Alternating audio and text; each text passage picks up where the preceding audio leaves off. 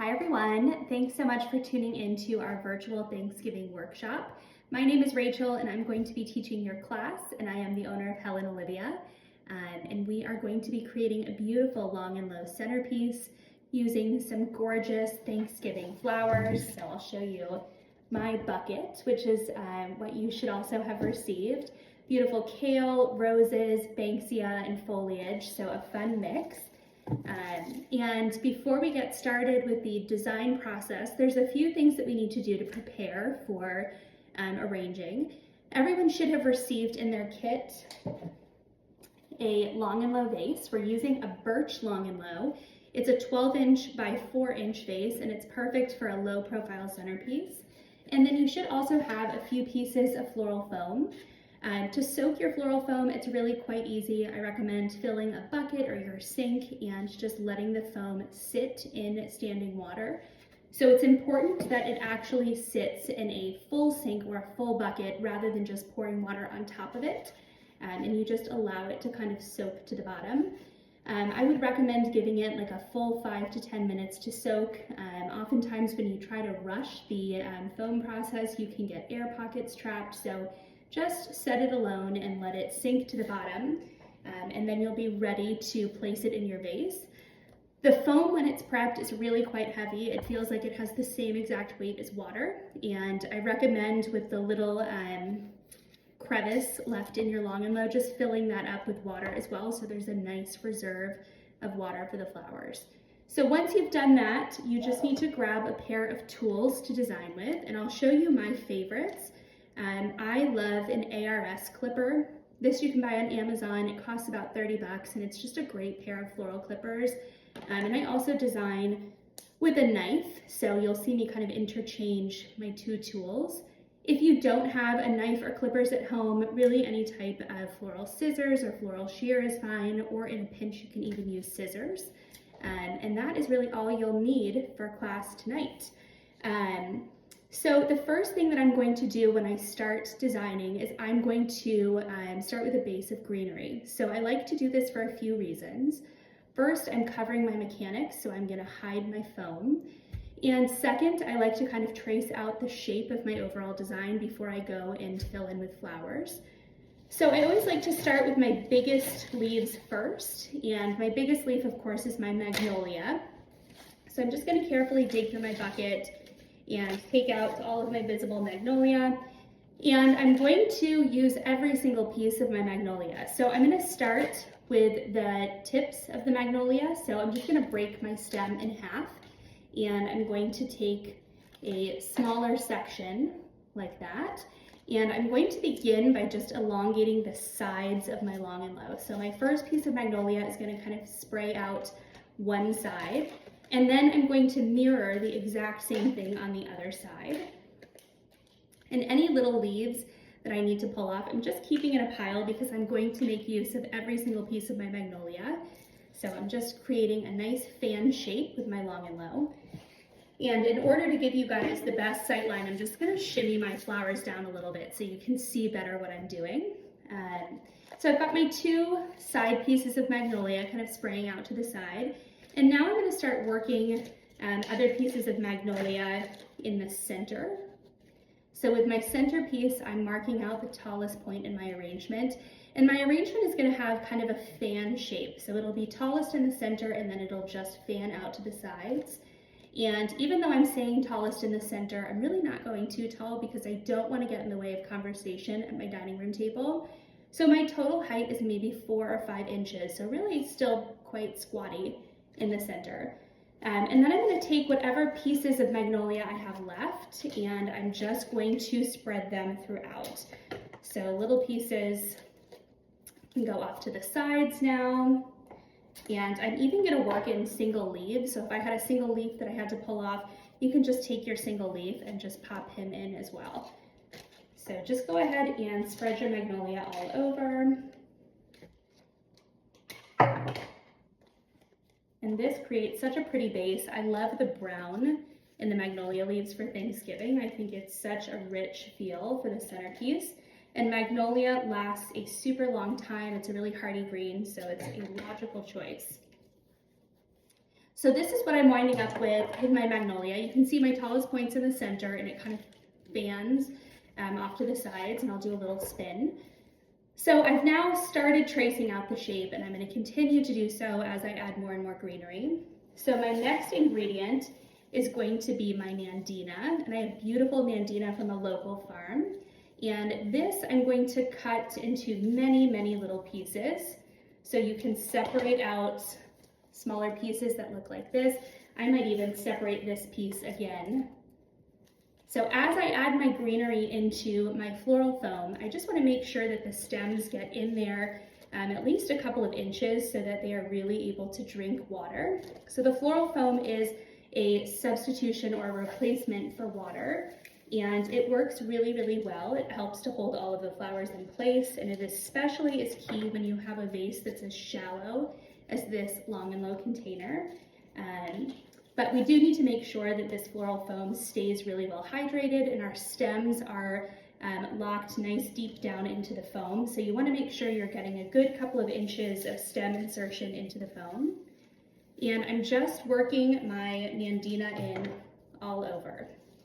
So everyone should have a pretty healthy amount of Nandina, so don't feel like you have to use it all right now. I'm going to use most of mine, but I might save a couple of pieces for the end, because I do like having some greenery up my sleeve at the end to kind of spot fill if I have any openings or holes after all my flowers get added.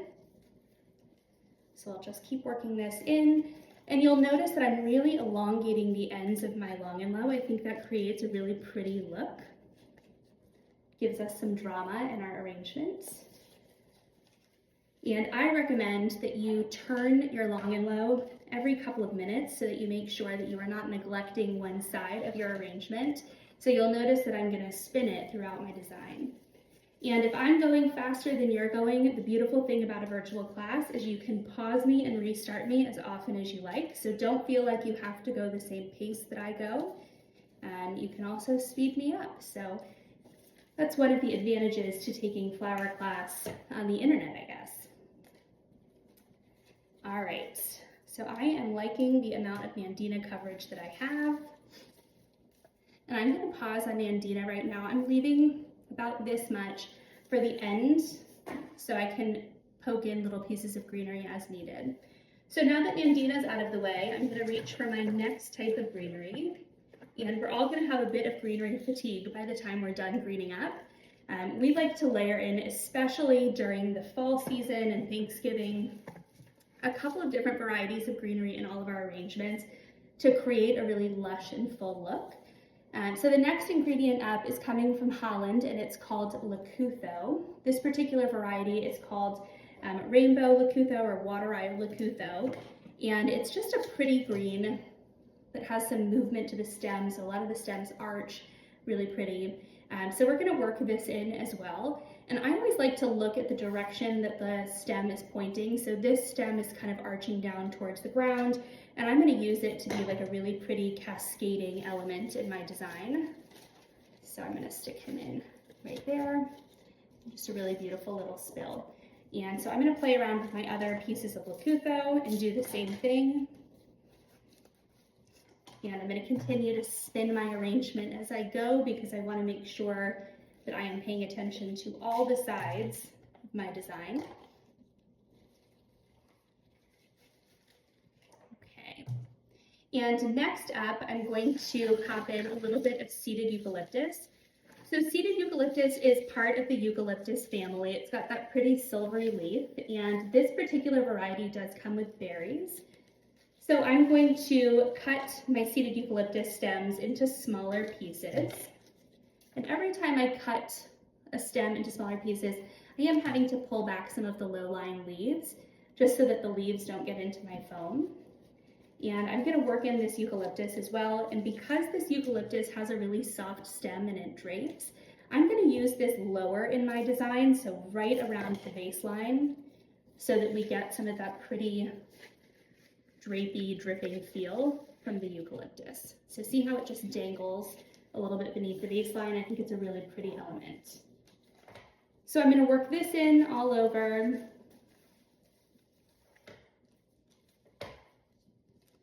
And again, I'm just going to spin my arrangement so I can see all of the sides. Okay. So of course we are not in the floral studio as I record this workshop. We are recording in my kitchen at home, which feels really on brand for Thanksgiving. It feels good to be teaching in my kitchen, and it feels kind of like a throwback to COVID times when I was teaching a lot of virtual workshops in my kitchen. But the reason that I am here and not at the studio is because it has been so crazy busy at the studio for the last week that I have not been able to record during work hours. So my husband and my kids are out at a pizza place tonight, and it's a perfect quiet time to record, so I am delighted to get this done in peace. So anyway, our next ingredient is going to be our kale. So now that we've got our green up done, and we can kind of see the shape of our arrangement starting to form, we're going to start with flowers, and kale is the first ingredient that will go in. And anytime we design with flowers, we're always starting with the largest bloom first, and we're working our way down to the smallest bloom at the end. And that's obvious because we want to put bigger blooms in when we have the space. The kale is such a beautiful ingredient to start with. This is a white crane variety out of Holland. And the kale does have some conditioning that needs to be done to get us ready. So the kale stems come in just like this from our distributors, and we are going to peel back about the bottom half of the kale leaves. So I'm just going to get in there with my hands and yank off all of the low-lying kale leaves. And when I design at home, I love designing right next to my kitchen sink because I just throw everything, all the debris right into the sink, and it makes a nice tidy workspace. So this is what I'm going to have left. So I've taken off the bottom half of the leaves and left just the tippy top. With kale, most of the discoloration or rot will come with the bottom part of the stem. So we're just ripping all of that off, and we're also kind of thinning out the weight of the stem because if we did not do this, they would just be too big to get into our vase appropriately. So I'm just going to make quick work of cleaning up my kale. And kale in Holland is called brassica. So when you order on a Dutch website, you have to really know the lingo. Most of the flowers have totally different names in Holland. And within the kale or brassica family, there are probably close to 100 different varieties you can buy. Some of them are natural. Some of them are colored, either dyed or tinted. So there's many, many options. And they come in all different sizes and different shapes, so you can get a ruffle kale versus a standard kale. So there's a lot of options. This particular variety we use a lot because it's reliable. It's kind of like Old Faithful for us, and you always can count on it to be pretty consistent, and it's at a great price point. So we love white crane kale. So now that I've got all of my stems prepped, I'm going to go ahead and fan out or reflex out some of my kale petals. And to do this, I'm just gently fanning out my petals. If you do this too aggressively, you might break your kale, so just be gentle. And as I do this, my kale is going to really start to look like a rose. So look how beautiful that is when it's all fanned out. And this is pre-fan, okay? And this is when it's all fluffed. So big difference. Once I have fluffed my kale, I'm going to start inserting the stems. And anytime you handle a flower, you should be cutting your stem at a nice deep angle. So I'm using a knife, but you can also use clippers and just cut across at an angle because you're opening more surface area for the flower to drink. And then I'm going to start inserting my kale. And I'm going to first target the corners of my arrangement. So I'm just going to fight with the kale a little bit because the stem is so thick, but I'm going to get it positioned in place in one of the corners, and I'm going to do the same thing in the other corners. So I'm just eating up a lot of the space in my arrangement with this beautiful kale, and another one of the reasons why we're using kale is because kale is super long lasting. It feels pretty wilt resistant going into a Thanksgiving holiday, so it's just a great choice, especially since we are going to want to see a nice long vase life out of our arrangement. So I've got my first three corners covered. And now I'm going to pop in my 4th kale. And then with the other kale, I'm going to fill some of the center space. So I'm going to put a kale, it's kind of my top hat in my design. So it's going to sit right where that magnolia was sitting before, the tallest point in the design, just like that. And you'll notice as I insert my kale, I'm kind of angling them so that the face of the flower, the pretty part of the flower, is what's angled out for guests to enjoy.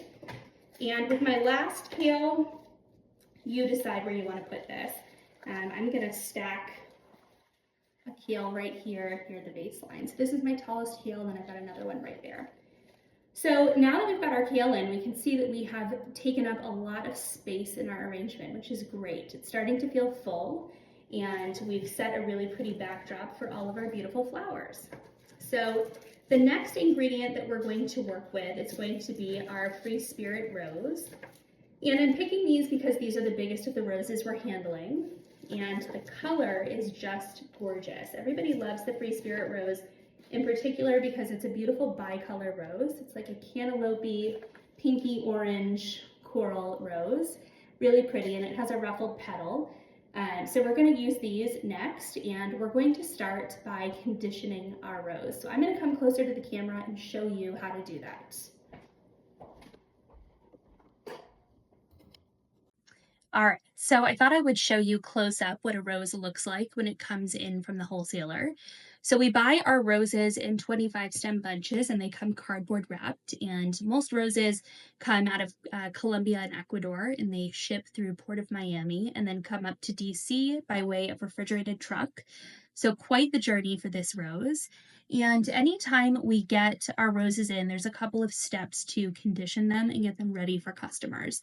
So the first thing that we do is we take off any petals, or excuse me, any leaves that are on the stem. So I've already stripped the stem, and I always get asked in workshop if you should remove these little green things that are underneath the rose and attached to the rose head. And they're called sepals, these little guys right here. And we don't want to take them off because they will mess with how the petals attach to the rose. You can start having issues of petals sliding off as the rose ages, so we just leave them alone. But the other thing we need to do is we need to remove the guard petals. And the guard petals are all of the outermost petals that tend to show damage from when the roses were growing or when they were transported. So I'm just going to carefully take off anything that is bruised or damaged or blemished. And you'll notice as I do this, I am not touching the face of the rose at all. And that is because with roses in particular, if you overhandle the face of a rose, especially with white or lighter colored roses, but true of all roses, you can badly bruise the flower. And with bruising, it usually does not show up until about 12 to 24 hours after you bruise the rose. So, you can overhandle or touch a rose too much and think that you're okay, and then you wake up the next morning and they're just discolored. So I always try to only touch the outer petals and not so much the face of the flower. But that's how you would condition a rose. So go ahead and start working your way through your Free Spirit roses, get all of the leaves off, and then start working on the outer guard petals. Anything that is discolored or does not look good needs to come off.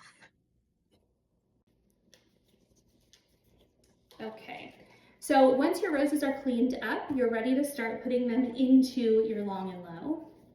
And I'm going to go ahead and again cut my stem at an angle, and I'm going to cut my rose to about a 6 or 7 inch stem length because I want the stem to be long enough that I can really get it down into the foam where it's drinking. And I'm just going to start angling them in so that the pretty part of the rose is what's facing out.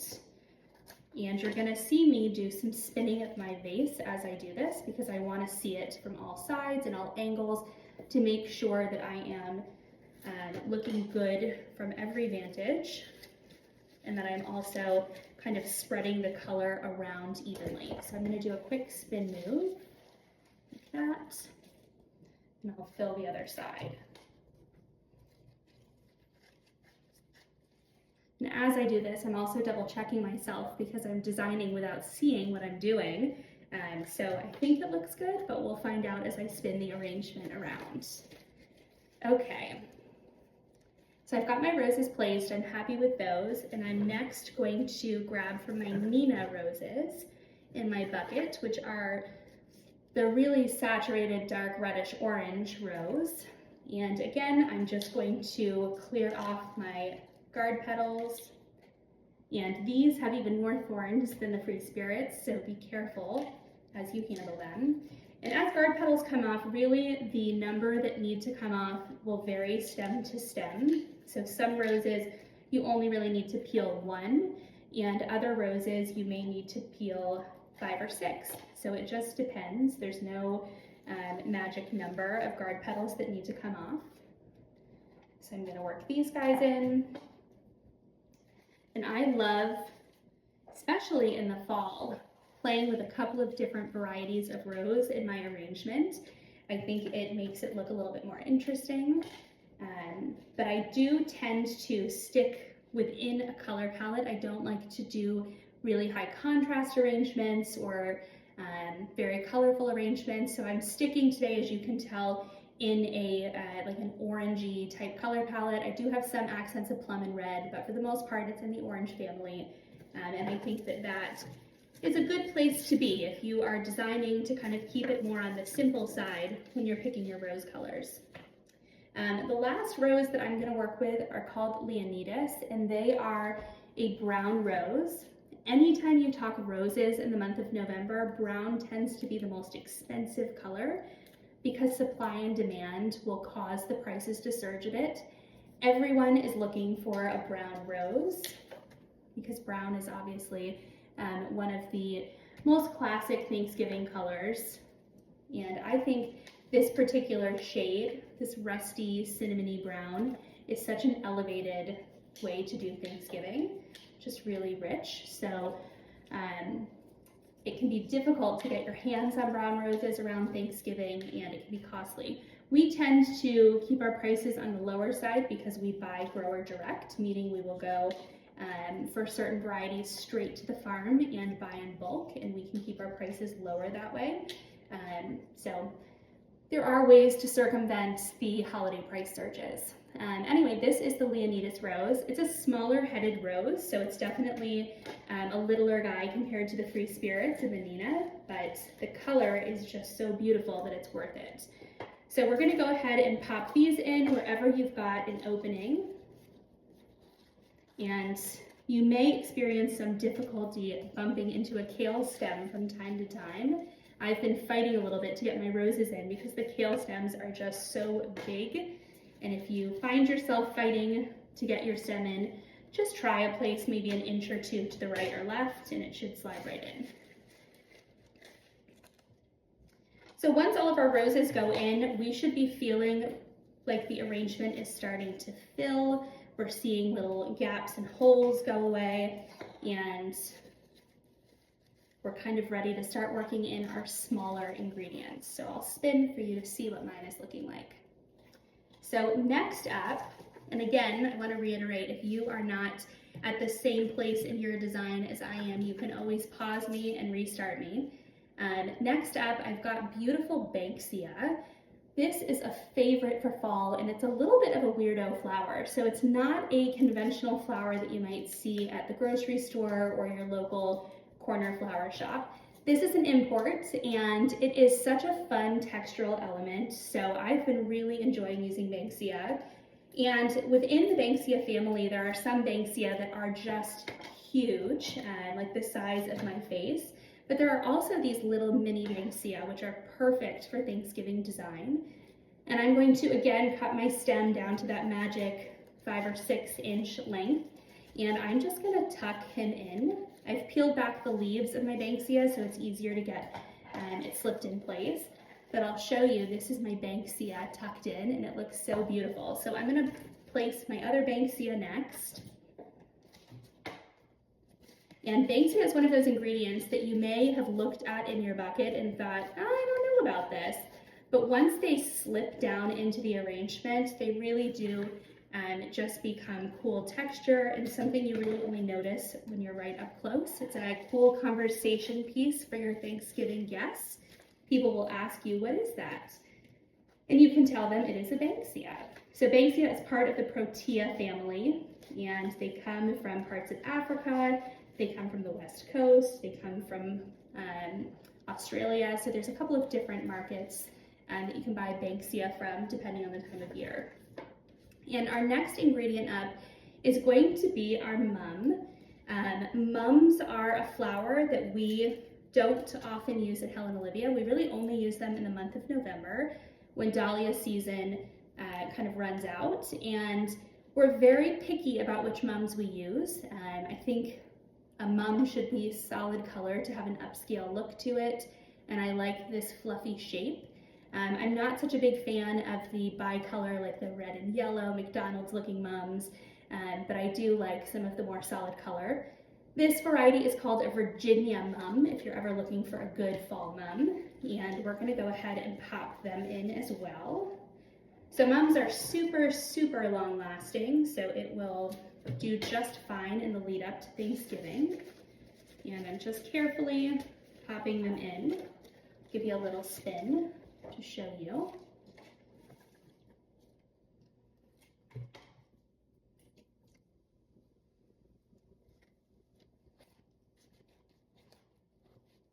And you'll notice I just slipped one of my roses out because I needed to make space for the mum since it's so big.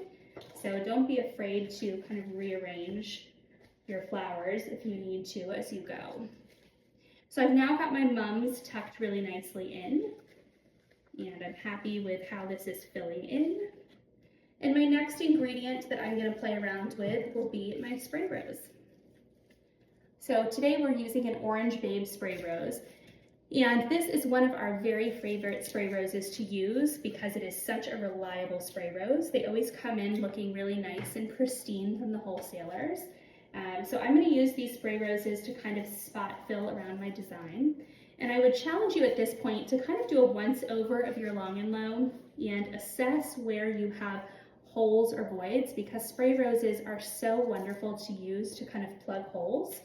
And the problem area for most people is going to be right here at the vase line. So a lot of times when you design, especially if you're taller, you have a really good bird's eye view down on your design, but it's less easy to see what's happening lower down along the vase line. So for me, I'm aware of it because I design full time. So I'm always checking or feeling around down here to see if I have any holes. And I've got a little one right here. But for you at home, it may be easier to pick up your arrangement, hold it at eye level, and you'd be amazed at what a different perspective you have when you do that. You really can see wherever you've got a little recess or hole that needs to be plugged. And keep in mind, these arrangements are many times going to be enjoyed as a dinner centerpiece, so your guests will be able to see them at eye level, so it's important to pay attention to what your arrangement looks like from different vantage points.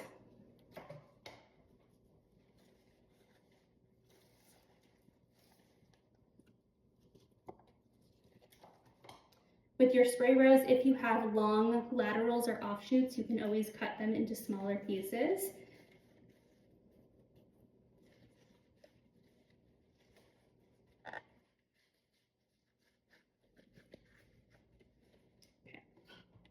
All right, so happy with how that's looking.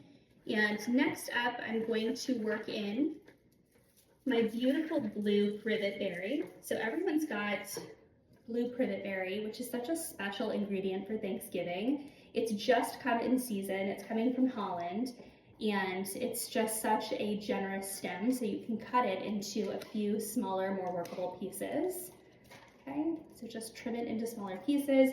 And then you can work in your blueberries all around. I love the combination of orange and blue for Thanksgiving. I think it's a little bit unexpected and really elegant. So we're going to just play around with this. And don't feel like you have to use all of the berries. If you feel like your design is getting too textural, you can stop. Or maybe you love texture. There's a lot of people who are really big fans of texture for Thanksgiving. So just we call it designer's choice. Go until it feels right.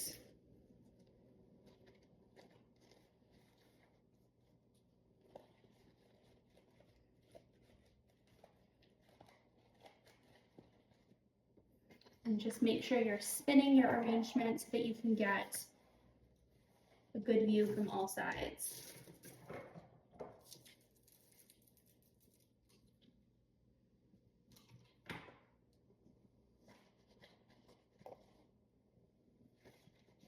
All right, so we're pretty much full. We've got a few more small ingredients that we're going to pop in just for fun detail. Our next ingredient will be scabiosa pod, which is a beautiful, crunchy textural element.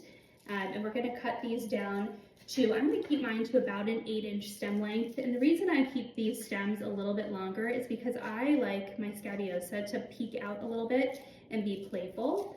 But it's up to you. If you do not love scabiosa so much, you may want to keep it really well tucked in. You can pick. And this is one of those things, if you try the playful approach and let your scabiosa be a little bit longer and you hate it, just cut an inch off the stem. You can edit as you go. I'm going to do a little spinaroo. Okay. Okay, great. And the last floral ingredient for me is going to be this beautiful velvety plum ranunculus. These are exquisite. So they look just like velour.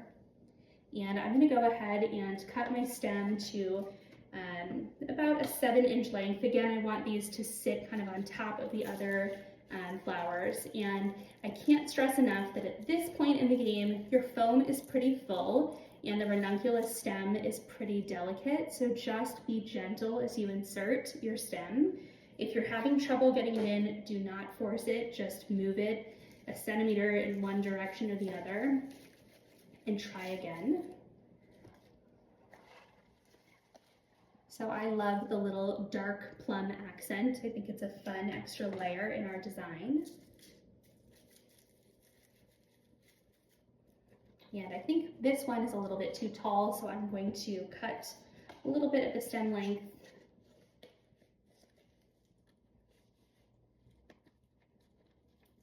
Okay, that feels better. All right, so I've got my ranunculus in, and now my very last ingredient, and I think the most fun ingredient. If you've been wondering why I have apples sitting here, they're not snacks. I'm gonna pop in a few apples. You guys may have apples or pears, but we're gonna add some fresh produce. So the little wires on your sticks, you don't actually need. I'm just gonna curl my wire around, and I'm going to create a stem of sorts for my apple. So I'm just going to work the pointy end of the stick into the butt of the apple. Okay, now I've created an apple on a stick. And now this can just get positioned in your arrangement wherever you like. So look how beautiful that is. I've got my apple right in there, and I'm going to do the same with my other apple. I think I just flooded my counter on accident. Whoopsie daisy. Okay.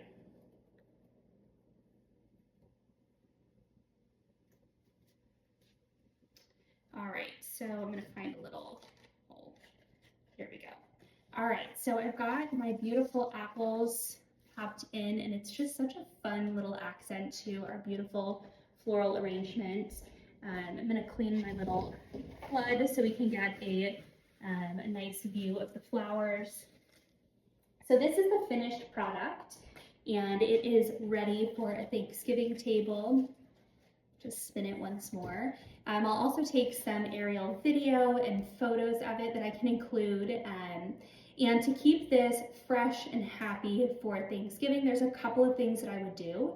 The first thing, especially now that we're getting into heat season, is make sure that your flowers stay far away from any heat vents.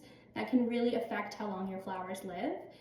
And I would also make sure that they don't sit in a very sunny window ledge. So keep them in a cool, shaded place. And the most important thing you can do for your flowers is just keep them watered. So once a day, I would kind of overflow the vase with water. And once a day sounds like a lot, but really these flowers are super thirsty and they are going to be drinking water constantly. So giving them fresh water is wonderful.